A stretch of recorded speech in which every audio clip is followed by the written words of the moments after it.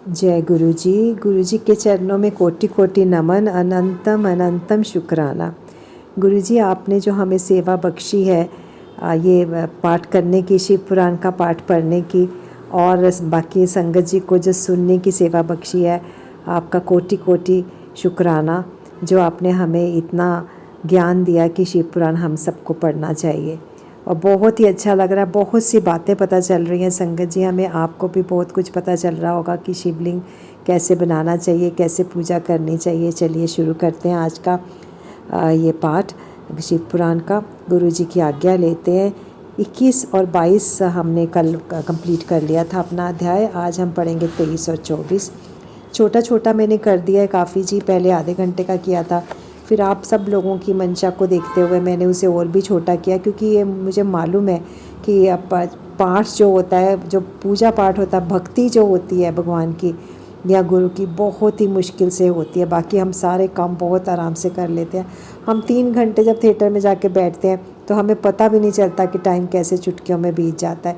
ये मैं आपकी नहीं संगत जी, अपनी भी बात कर रही हूँ। हम सब ऐसा ही सोचते हैं, क्योंकि हम सब बिल्कुल अनजान है उससे। इतना गूढ़ बातें जो गुरुजी ने हमें सिखाने की कोशिश की है, हम उन्हें समझने में हमें टाइम लगेगा। तो हमें पर ये पूजा होती है, पाठ होता है, सुबह जो 2-3 मिनट हर औरत जो घर की सुबह लगाती है, 2-3 मिनट या 10 मिनट, कोई 15 मिनट लगाता है, पर ये आप यकीन से मानिए उसमें भी आपको 4-5 ध्यान कभी किचन में, कभी हस्बैंड की तरफ, कभी बच्चों की तरफ जाएगा। तो जो भक्ति है ये बहुत मुश्किल से होती है, पर हमें करनी ज़रूर चाहिए। गुरु जी के चरणों में अपना ध्यान ज़रूर लगाना चाहिए। तो पाठ करते हैं और यही मैं गुरु जी से चाहती हूँ कि कोई गलती हो जाए मेरे से तो आप माफ़ करिएगा, अपना बच्चा समझकर। गुरु जी आपके चरणों में कोटि कोटि प्रणाम।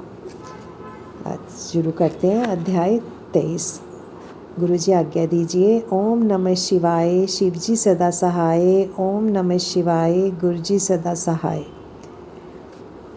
शिव नाम जप तथा भस्म धारण की महिमा, त्रिपुंड के देवता और स्थान आदि का प्रतिपादन। ऋषि बोले, महाभाग व्यास शिष्य सूत जी, आपको नमस्कार है। अब आप उस परम उत्तम भस्म महात्म्य का ही वर्णन कीजिए। भस्म महात्म्य, रुद्राक्ष महात्म्य तथा उत्तम नाम महात्म्य, इन तीनों का परम प्रसन्नतापूर्वक प्रतिपादन दीजिए और हमारे हृदय को आनंद दीजिए। सूत जी ने कहा, महर्षियों, आपने बहुत उत्तम बात पूछी है। यह समस्त लोगों के लिए हितकारक विषय है। जो लोग भगवान शिव की उपासना करते हैं वे धन्य हैं, कृतार्थ हैं, उनका देह धारण सफल है तथा उनके समस्त कुल का उद्धार हो गया। जिनके मुख में भगवान शिव का नाम है, जो अपने मुख से सदाशिव और शिव इत्यादि नामों का उच्चारण करते रहते हैं, पाप उनका उसी तरह स्पर्श नहीं करते जैसे खदिर वृक्ष के अंगार को छूने का साहस कोई भी प्राणी नहीं कर सकते। हे श्री शिव, आपको नमस्कार है। ऐसी बात जब मुंह से निकलती है तब वह मुख समस्त पापों का विनाश करने वाला पावन तीर्थ बन जाता है। जो मनुष्य प्रसन्नतापूर्वक उस मुख का दर्शन करता है उसे निश्चय ही तीर्थ सेवन जनित फल प्राप्त होता है। ब्राह्मणों, शिव का नाम, विभूति तथा रुद्राक्ष ये तीनों त्रिवेणी के समान परम पुण्य माने गए हैं। यहाँ ये तीनों शुभतर वस्तुएं सर्वदा रहती हैं। उनके दर्शन मात्र से मनुष्य त्रिवेणी स्नान का फल पा लेता है। भगवान शिव का नाम गंगा है, विभूति यमुना मानी गई है तथा रुद्राक्ष को सरस्वती माना कहा गया है। इन तीनों की संयुक्त त्रिवेणी समस्त पापों का नाश देने वाली है। श्रेष्ठ ब्राह्मणों, इन तीनों की महिमा को सदिश लक्षण भगवान महेश्वर के बिना दूसरा कौन भला जान सकता है। उस ब्रह्मांड में जो कुछ है वह सब तो केवल महेश्वर ही जानते हैं। विप्रगण, मैं अपनी श्रद्धा भक्ति के अनुसार संक्षेप से भगवान नामों की महिमा का कुछ वर्णन करता हूँ। तुम सब लोग प्रेम पूर्वक सुनो। ये नाम महात्म्य समस्त पापों को हर लेने वाला सर्वोत्तम साधक है। शिव इस नाम रूपी दावानल से महान पातक रूपी पर्वत अनायासी भस्म हो जाता है। यह सत्य है, इसमें संशय नहीं है। शौनक, पाप मूलक जो नाना प्रकार के दुख हैं वे एकमात्र शिव नाम से ही नष्ट हो जाने वाले हैं। दूसरे साधनों से संपूर्ण यत्न करने पर भी पूर्णतः नष्ट नहीं होते। जो मनुष्य उस भूतल पर सदा भगवान शिव के नामों के जप में ही लगा हुआ है, वह वेदों का ज्ञाता है, वह पुण्य आत्मा है, वह धन्यवाद का पात्र है तथा वह विद्वान माना गया है। मुने, जिनका शिव नाम जप में विश्वास है, उनके द्वारा आचरित नाना प्रकार के धर्म तत्काल फल देने के लिए उत्सुक हो जाते हैं। महर्षि, भगवान शिव के नाम से जितने पाप नष्ट होते हैं, उतने पाप मनुष्य उस भूतल पर नहीं कर सकते। जो शिव नाम रूपी नौका पर आरूढ़ हो संसार रूपी समुद्र को पार करते हैं, उनके जन्म मरण रूप संसार के मूलभूत वे सारे पाप निश्चय ही नष्ट हो जाते हैं। महामुने, संसार के मूलभूत पातक रूपी पादपों का शिव नाम रूपी कुठार से निश्चय ही नाश हो जाता है। जो पाप रूपी दानव नल से पीड़ित हैं, उन्हें शिव नाम रूपी अमृत का पान करना चाहिए। पापों के दावानल से दग्ध होने वाले लोगों को शिव नामामृत के बिना शांति नहीं मिल सकती। जो शिव नाम रूपी सुधा की वृष्टि जनित धारा में गोते लगा रहे हैं, वे संसार रूपी दावानल के बीच में खड़े होने पर भी कदापि शोक के भागी नहीं होते।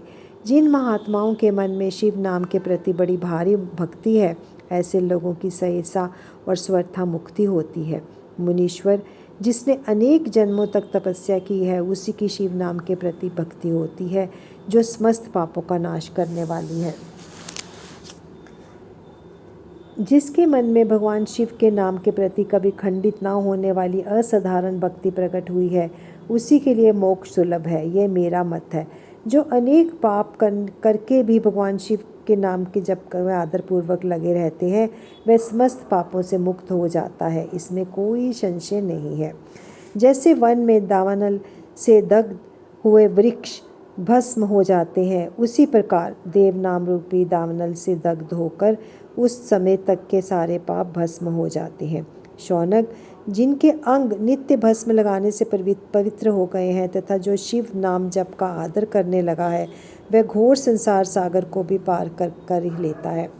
संपूर्ण वेदों का अवलोकन करके पूर्ववर्ती महर्षियों ने यही निश्चित किया है कि भगवान शिव के नाम का जप संसार सागर को पार करने के लिए सर्वोत्तम उपाय है। मुनिवरों, अधिक कहने से क्या लाभ। मैं शिव नाम के सर्व पापाहारी महात्म्य का एक ही श्लोक में वर्णन करता हूँ। भगवान शंकर के एक नाम में ही पाप हरण की जितनी शक्ति है, उतना पातक मनुष्य कभी कर ही नहीं सकता। तो आइए संगत जी, हम शिव नाम के सर्व पापाहारी महात्म्य का एक ही श्लोक जो उन्होंने बताया है, उसको हम बोल लेते हैं एक बार। ये नीचे लिखा हुआ है अलग से, तो हम पढ़ते हैं श्लोक और आप सुनिए। पापाना हरने शंभो नमामि शक्ति ही यावती संसार मूल पापनी तनि नश्यंतम संयम शिव नाम कठोरन विनाशो जायते ध्रुवम पाप दावा अग्नितम ताना शांति सतेन बिना न ही संसार दव मध्य पही न सचोंती कदाचन ततिधना तू सहसा मुक्ति भरवती सर्वथा। मुने, पूर्व काल में महापापी राजा इंद्रधुम ने शिव नाम के प्रभाव से ही उत्तम सद्गति प्राप्त की थी। इसी तरह कोई ब्राह्मणी युवती भी जो बहुत पाप कर चुकी है, शिव नाम के प्रभाव से ही उत्तम गति को प्राप्त हुई।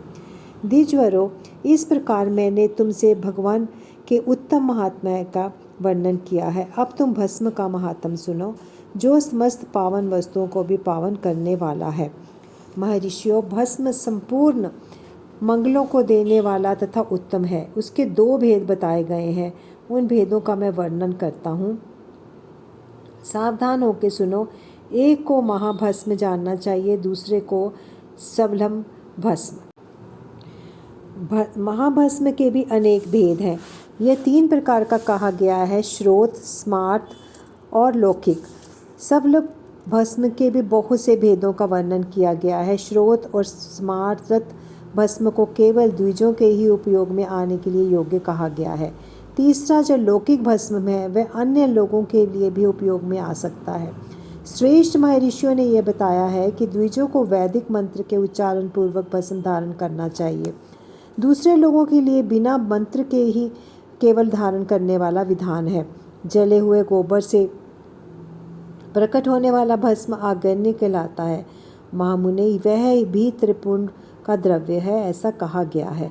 अग्निहोत्र से उत्पन्न हुए भस्म का भी मनीषी पुरुषों को संग्रह करना चाहिए। अन्य यज्ञ से प्रकट हुए भस्म भी त्रिपुंड धारण के काम में आ सकता है।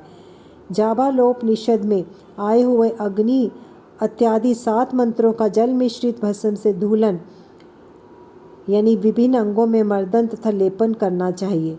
महर्षि जाबाली ने सभी वर्णों और आश्रमों के लिए मंत्र से या बिना मंत्र के भी आदरपूर्वक भस्म से त्रिपुंड लगाने की आवश्यकता बताई है। समस्त अंगों में सजल भस्म को मलना अथवा विभिन्न अंगों में तिरछा त्रिपुंड लगाना, इन कार्यों को मोक्षार्थी मनुष्य परमार्थ से भी न छोड़े, ऐसा श्रुति का आदेश है। भगवान शिव और विष्णु ने भी त्र्यंक त्रिपुंड धारण किया है। अन्य देवियों सहित भगवती उमा और लक्ष्मी देवी भी वाणी द्वारा उसकी प्रशंसा की है। ब्राह्मणों, क्षत्रियों, वैश्यों, शूद्रों, वर्ण संकरों तथा दासी भ्रष्ट पुरुषों ने भी उद्धूलन एवं त्रिपुंड के रूप में भस्म धारण किया है। इसके पश्चात भस्म धारण तथा त्रिपुंड की महिमा एवं विधि बताकर सूत जी ने फिर कहा, महर्षियों, इस प्रकार मैंने संक्षेप से त्रिपुंड महात्म्य बताया है। यह समस्त प्राणियों के लिए गोपनीय रहस्य है, अन्य तुम्हें भी इसे गुप्त रखना चाहिए।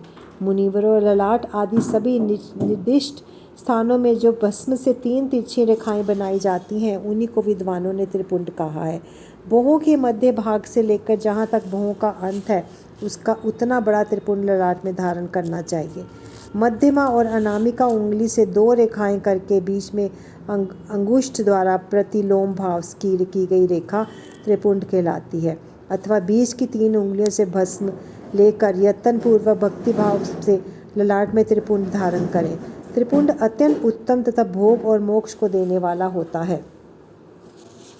त्रिपुंड की तीनों रेखाओं में से प्रत्येक के 9 देवता हैं, जो सभी अंगों में स्थित है। मैं उनका परिचय देता हूँ, सावधान होकर सुनो। मुनिवरों, प्रणव का प्रथम अक्षर आकार, ग्रह, पत्ते, अग्नि, पृथ्वी, धर्म, रजोगुण, ऋग्वेद, क्रिया शक्ति, प्रातः सवन तथा महादेव, ये त्रिपुंड की प्रथम रेखा के 9 देवता हैं। यह बात शिव दीक्षा परायण पुरुषों को अच्छी तरह समझ लेनी चाहिए। प्रणव का दूसरा अक्षर उकार, दक्षिणा अग्नि, आकाश, सत्व गुण, रजुवेदम, मध्य दिन सवन, इच्छा शक्ति, अंतरात्मा तथा महेश्वर, ये दूसरी रेखा के 9 देवता हैं। प्रणव का तीसरा अक्षर मकार, आहवनीय अग्नि, परमात्मा, तमोगुण, धुलोक, ज्ञान शक्ति, सामवेद, तृतीय सवन तथा शिव, ये तीसरी रेखा के 9 देवता हैं। इस प्रकार स्थान देवताओं को उत्तम भक्ति भाव से नित्य नमस्कार करके स्थान आदि से शुद्ध हुआ पुरुष यदि त्रिपुंड धारण करे तो भोग और मोक्ष को भी प्राप्त कर लेता है। मुनीश्वर, ये संपूर्ण अंगों में स्थान देवता बताए गए हैं। अब उनके संबंधी स्थान बताता हूँ, भक्तिपूर्वक सुनो। 32, 16, 8 तथा 5 स्थानों में त्रिपुंड का न्यास करें। मस्तक, ललाट, दोनों कान, दोनों नेत्र, दोनों नासिका, मुख, कंठ, दोनों हाथों, दोनों कोहनी, दोनों कलाई, हृदय, दोनों पार्श्वभाग, नाभि, दोनों अंडकोश, दोनों उरु, दोनों गुल्फ, दोनों घुटने, दोनों पिंडली और दोनों पैर, ये 32 उत्तम स्थान हैं। इसमें क्रमशः अग्नि, जल, पृथ्वी, वायु, 10 दिक् प्रदेश, 10 दिक्पाल तथा 8 वस्तुओं का निवास है। धर, ध्रुव, सोम, आप, अनिल, अनल, प्रत्यूष और प्रभास, ये 8 वसु कहे गए हैं। इन सब का नाम मात्र लेकर इनके स्थानों में विद्वान पुरुष त्रिपुंड धारण करें। अथवा एकाग्र चित्र हो 16 स्थान में ही त्रिपुंड धारण करें। मस्तक, ललाट, कंठ, दोनों कंधे, दोनों भुजाएं, दोनों कोहनियाँ तथा दोनों कलाइयों में, हृदय में, नाभि में, दोनों पसलियों में तथा पृष्ठ भाग में त्रिपुंड लगाकर वहाँ दोनों अश्विनी कुमारों का, शिव शक्ति, रुद्र, ईश तथा नारद का और वामा आदि 9 शक्तियों का पूजन करें। ये सब मिलकर 16 देवता हैं। अश्विनी कुमार 2 कहे गए हैं, नासत्य और द्रस्त। अथवा मस्तक, केश, दोनों कान, मुख, दोनों भुजा, हृदय, नाभि, दोनों उरु, दोनों जानु, दोनों पैर और पृष्ठभाग, इन 16 स्थानों में 16 त्रिपुंड का न्यास करें। मस्तक में शिव, केश में चंद्रमा, दोनों कानों में रुद्र और ब्रह्मा, मुख में विघ्नराज गणेश, दोनों भुजाओं में विष्णु और लक्ष्मी, हृदय में शंभु, नाभि में प्रजापति, दोनों उरों में नाग कन्याएं, दोनों घुटनों में ऋषि कन्याएं, दोनों पैरों में समुद्र तथा विशाल पृष्ठभाग में संपूर्ण तीर्थ देवता रूप से विराजमान है। इस प्रकार 16 स्थानों का परिचय दिया गया है। अब 8 स्थान बताए जाते हैं। गुहस्थान, ललाट, परम उत्तम, कर्ण युगल, दोनों कंधे, हृदय और नाभि। ये 8 स्थान हैं। इनमें ब्रह्मा तथा सप्तऋषि, ये 8 देवता बताए गए हैं। मुनीश्वरों, भस्म के स्थान को जानने वाले मनुष्यों ने इस तरह 8 स्थानों का परिचय दिया है, अथवा मस्तक, दोनों भुजाएं, हृदय और नाभि, इन 5 स्थानों को भस्म वेत्ता पुरुषों ने भस्म धारण के योग्य बताया है। यथासंभव देश, काल आदि की अपेक्षा उठते हुए उद्धूलन को अभिमंत्रित करना और जल में मिलाना आदि कार्य करें। यदि उद्धूलन में भी असमर्थ हो तो त्रिपुंड आदि लगाएं। त्रिनेत्रधारी, तीनों गुणों के आधार तथा तीनों देवताओं के जनक भगवान शिव का स्मरण करते हुए नमः शिवाय कहकर ललाट में त्रिपुंड लगाएं। ईशाभ्यां नमः ऐसा कहकर दोनों पार्श्व भागों में त्रिपुंड धारण करें। बीजाभ्यां नमः यह बोलकर दोनों कलाइयों में भस्म लगाएं। प्रीत्यम्भया ये कहकर नीचे के अंग में, उमेशाभया नमः कहकर ऊपर के अंग में तथा भीमाय नमः कहकर पीठ में और सिर के पिछले भाग में त्रिपुंड लगाना चाहिए। अध्याय 23 और 24 की समाप्ति। संगत जी, आज हमने अध्याय 2, 23 और 24 दोनों कंप्लीट कर लिए हैं। कल हम पाठ करेंगे जी अध्याय नंबर 25 का, 25 का। यहीं पर विराम देते हैं। गुरु जी हमें क्षमा करें। गुरु जी से आज्ञा लेते हैं और गुरु जी से विनती करते हैं कि अपनी भक्ति हमें दें, अपने साथ हमें रखें, अपने चरणों में अपना स्थान दें हमें, और हम शिव पुराण का पाठ पढ़ते रहें और सुनते रहें। इतनी शक्ति बख्शें हमें। ओम नमः शिवाय। शिव जी सदा सहाय। ओम नमः शिवाय। गुरु जी सदा सहाय। जय गुरु जी। शुक्राना गुरु जी।